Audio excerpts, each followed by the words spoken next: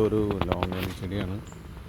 നല്ല രീതിയിൽ കാച്ചിരുന്ന ചെടിയാണ്. അത് ഈ രീതിയിൽ ഉണങ്ങിപ്പോയി. ഇത് ഉണങ്ങിപ്പോകേണ്ട സംഭവം ഞാൻ പറഞ്ഞുതരാം. അതായത് എൻ്റെ ബ്രാഞ്ചസ് പ്രൂൺ ചെയ്യാനുള്ള ടൂൾസ് എൻ്റെ കയ്യിലുണ്ടായിരുന്നില്ല. ടൂൾസ് ഇല്ലാത്ത സമയത്ത് ഞാൻ കൈ കൊണ്ട് ഈ കൊമ്പുകളൊക്കെ ഒടിച്ചു. കൈ കൊണ്ട് ഈ കൊമ്പുകളൊക്കെ ഒടിച്ചപ്പോൾ ഈ ചെടി ഞാൻ ഒടിക്കാറുണ്ട് കൊമ്പുകളൊക്കെ. അപ്പോൾ ഒരു കൊമ്പ് രണ്ട് കൊമ്പൊക്കെ ആയിട്ട് ഞാൻ ഒടിക്കാറുള്ളത്. അങ്ങനെ ഒടിക്കുമ്പോൾ കുഴപ്പമൊന്നും ഉണ്ടാവാറില്ല. പക്ഷേ ഞാൻ കുറച്ചധികം കൊമ്പുകൾ ഒരു 2 മാസം മുന്നേ ഒടിച്ചു. അപ്പോൾ ചെറിയ ക്ഷീണം വന്ന് തുടങ്ങിയിട്ടുണ്ടായിരുന്നു ചെടിക്ക്. പിന്നെ ചെടി പതുക്കെ ഓരോ കൊമ്പുകളായിട്ട് ഉണങ്ങി. അപ്പോൾ കംപ്ലീറ്റ് ഉണങ്ങിയിരിക്കുകയാണ്.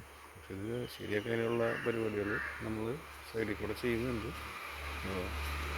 എന്തൊക്കെയാണ് ഞാൻ പറഞ്ഞുതരാം. അപ്പോൾ ആദ്യം തന്നെ ഇവിടെ നിങ്ങൾക്ക് കാണാൻ പറ്റില്ല.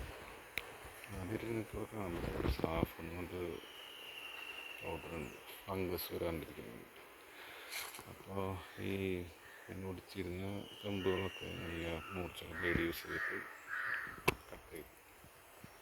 കണ്ടില്ലേ, ബ്ലേഡ് വാങ്ങിയിട്ട് പെട്ടെന്ന് കട്ട് ചെയ്തിട്ട് സാഫ് അപ്ലൈ ചെയ്തിട്ട് ഫംഗസിനെയൊക്കെ പ്രിവെൻറ്റ് ചെയ്യാൻ വേണ്ടിയിട്ടാണ് ചെയ്തത്. അങ്ങനെ ഓൾമോസ്റ്റ് എല്ലാ ഏരിയയിലും സാഫ് അപ്ലൈ ചെയ്തിട്ടുണ്ട്. തന്നെ കൊണ്ടായ രീതിയിൽ.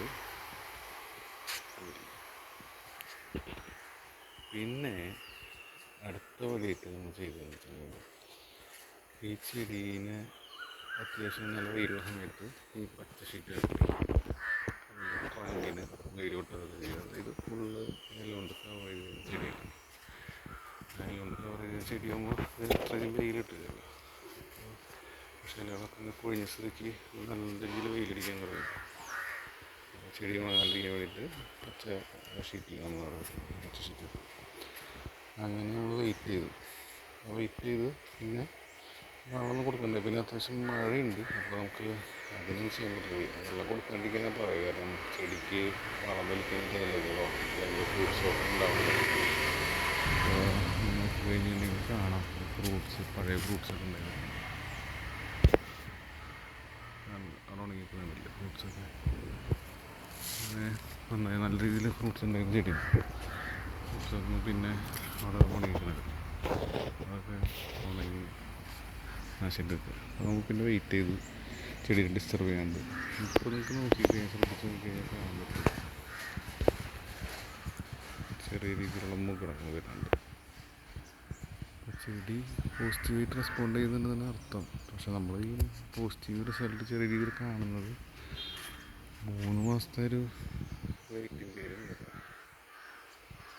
3 മാസത്തെ വെയിറ്റിങ്ങിന് ശേഷമാണ് ഈ ചെറിയ രീതിയിൽ പോസിറ്റീവ് നമുക്ക് കണ്ടു തുടങ്ങിയത്. അപ്പോൾ ആരും കൈ കൊണ്ട് ഇതിൻ്റെ കൊമ്പുകളൊന്നും ഒടിക്കാതിരിക്കുക. കൈ കൊണ്ട് ഇതിൻ്റെ കൊമ്പുകളൊക്കെ ഒടിച്ചു കഴിഞ്ഞിട്ടുണ്ടെങ്കിൽ ഈ പറഞ്ഞ രീതിയിൽ ചെടി ഉണങ്ങിപ്പോകും. പിന്നെ പുതിയ കൊമ്പുകൾ വരാൻ വേണ്ടി പരമാവധി വെയിറ്റ് ചെയ്യുന്ന സമയത്ത് നനയ്ക്കാണ്ടിരിക്കുക. ചെടിയുടെ ഭംഗി വെയിൽ കിട്ടാത്ത രീതിയിൽ പച്ച ഷീറ്റൊക്കെ മുളകുണ്ടായ രീതിയിൽ കൊടുക്കുക. പിന്നെ വേറെ ഇമ്പോർട്ടൻ്റ് കാര്യം വെച്ചിട്ടുണ്ടെങ്കിൽ ചെറിയ വെള്ള കളർ പ്രാണി അവിടെ ഇരിക്കുന്നുണ്ട്. അതെടുത്ത് കളയാം. അത് നോക്കിക്കൊണ്ടിരിക്കുന്ന കഥകളാണ്. അതുണ്ടെങ്കിൽ ഈ ചെറിയ പുതിയ മുളകൾ വന്നിട്ടില്ലേ അതിനെയൊക്കെ നശിപ്പിച്ച് കളയാം.